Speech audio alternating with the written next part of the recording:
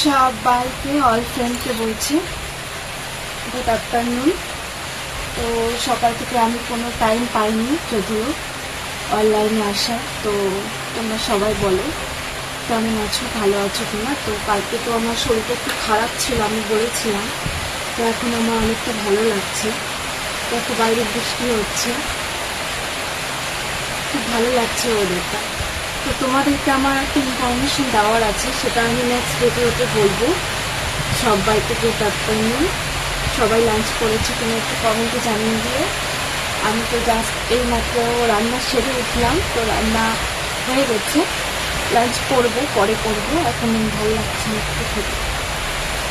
তো ভিডিওটা ভালো লাগলে অবশ্যই কমেন্ট করো, শেয়ার করো আর সাপোর্ট করো। তো চলো, love you guys, bye, love you.